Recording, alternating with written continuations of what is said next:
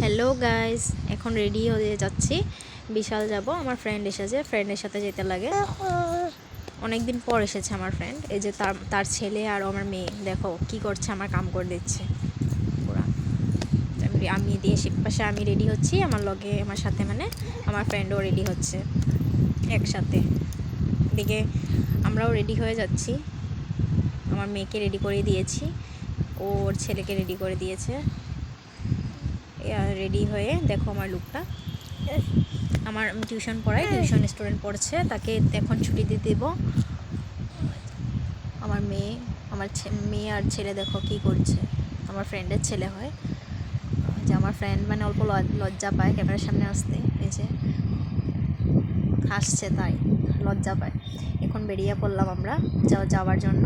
আমার ফ্রেন্ড মেয়েকে ধরেছে আর ও ছেলেকে কুলে নিচ্ছে। আমার মেয়ে বায়না করছে আমার সাথে কুলে উঠবে, নিয়ে নিলাম কুলে।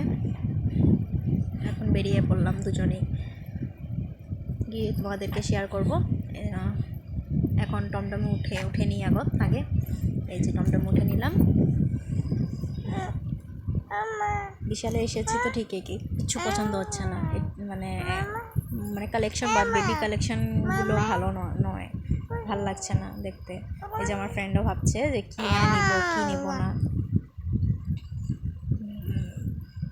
আমার ফ্রেন্ড এই যে এখন এসেছে ক্যামেরার সামনে, না আসতেই চায় না, এত লজ্জা পায়। লজ্জা বলতে কিছুই নেই।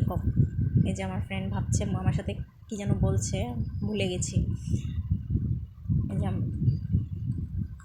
ফেস ওয়াশ দেখছিলাম, ফেস ওয়াশ একটাও ভালো মানে পছন্দের মিলছে না। আমার ফ্রেন্ড পিছনে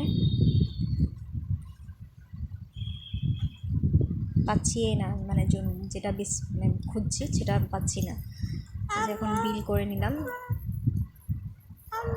বাড়ি গিয়ে কথা বলছি। টমটম উঠে গেলাম, টমটমে উঠেছি প্রায় দূরেই বলতে গেলে।